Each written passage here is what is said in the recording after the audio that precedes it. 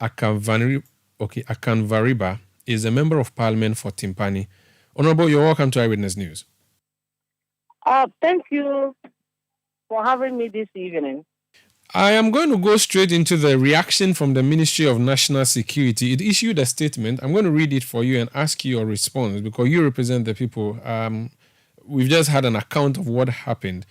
But the National Security Ministry says that on Tuesday, October 24, an irate youth group armed with AK-47 rifles, machetes, and other weapons besieged a team of 5 counter-terrorism intelligence officers deployed by the Ministry of National Security to Garu in the Upper East region on a critical special operation. Despite initial attempts to introduce themselves as national security personnel, the irate youth proceeded to attack the officers by firing multiple gunshots at a black Toyota Cruiser in which the officers were seated. Following an escalation of the attacks on their vehicle, the officers drove to seek refuge at the Garu police station. The irate youth subsequently pursued the officers, encircled the police station, and fired multiple shots at same with the intention of killing the officers. The timely intervention of the Ghana Armed Forces enabled a safe evacuation of the national security personnel from the Garu police station. Further to the aforesaid development, the Ministry of National Security and the Ghana Armed Forces on Saturday, October 28, 2023, conducted a joint operation in Garu to seize weapons used by the perpetrators of the attack on the national security personnel. A number of perpetrators have also been arrested.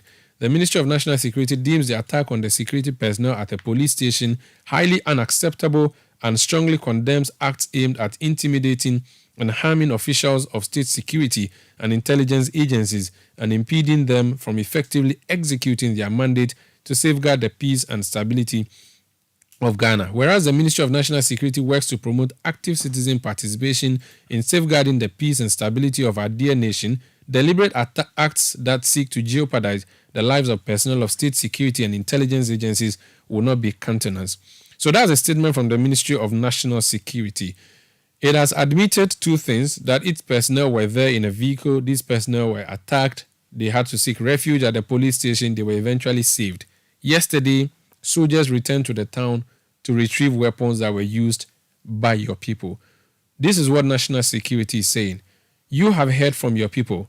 I want to know what your people have told you, and also if you know anything about this retrieval of weapons. Thank you, Omar Sanda, for having me. Thank you, and good evening to your cherished listeners. I have listened to the statement. I have read it. You have reiterated it by reading it to me. I've understood what you've read to me. But let us ask simple questions or rhetoric questions. There were national operatives that came into the district. People were fired at. At that point, where was the national security? And they couldn't arrest the people and they allowed them to go, and they have to come back and make all these brutalities on innocent Ghanaians. That is question number 1. Question number 2, what have people from Tempane, specifically Buguri, which is 20 kilometers from the police station, got to do with the incident you narrated?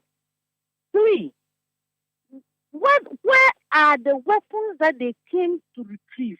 If you have come to retrieve weapons, your intelligence should tell you as national security operatives that this is where the weapons are.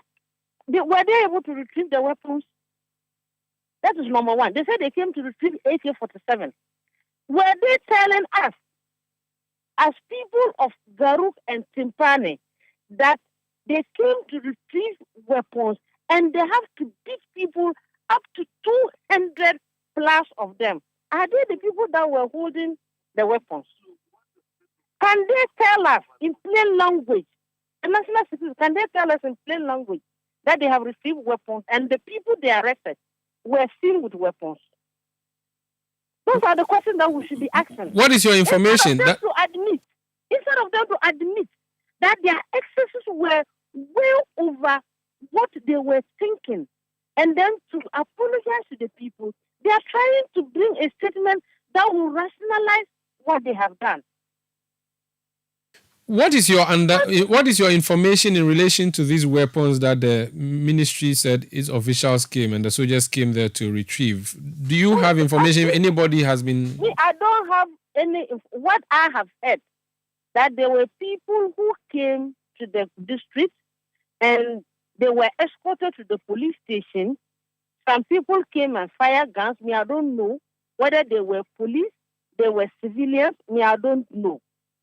I only heard the incident on Wednesday, only for us to wake up Sunday in the morning and army officers, military men have to come into the constituencies and beat people to this level. And is that their way of retrieving weapons from people? If that is their way of retrieving weapons from harmless civilians, then we have a problem in this country, Omar Sanda.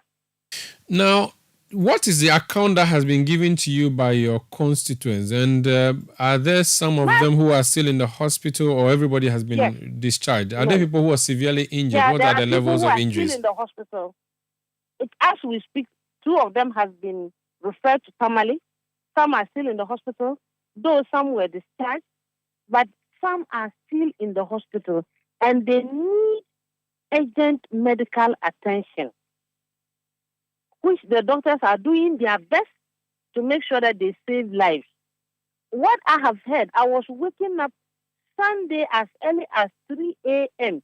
with a cry from the constituency that military men in uniform have entered the constituency and they were beating people.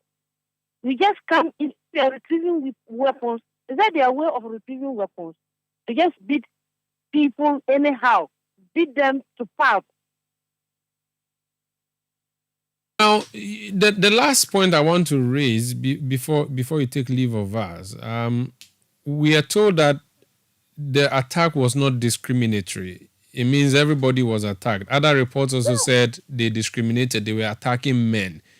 Which one did they really do? Did they attack everybody, or they had people they chose? Amanda, you have the videos where a woman gave an account of where they came into their house and they wanted her husband.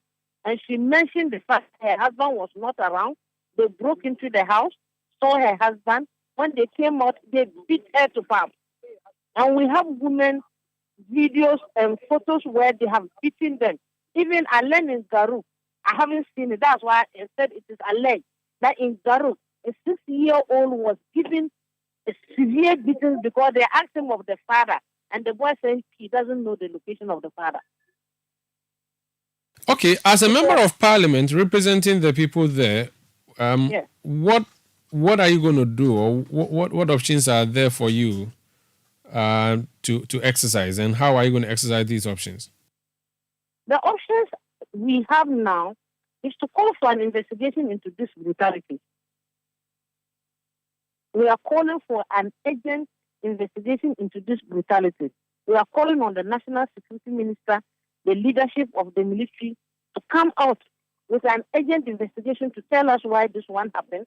Tomorrow we'll be going to Parliament. We'll be making a statement on the floor of Parliament to tell the world, or to tell Ghanaians, that this is what the military has done to our constituents, and we are not happy with it. And we are calling urgently on the government to take steps to come and give money for treatment of these innocent civilians who are in the hospital because of the excesses of the military men. Then 3, we are asking the National Security Minister to apologize and compensate to the people. Because the people that they came and beat, they are not people who are holding weapons. If they were holding weapons, they would have opened fire. You say you were coming to retrieve weapons. Were they holding weapons? If they were opening weapons, they would have exchanged fire with you. You wake them up in the morning and you beat them to pulp, injure them, and you say you were coming to retrieve weapons. Thank you for speaking to us. That's Honorable Lydia Lamisi Akanvariba, Member of Parliament for Tempane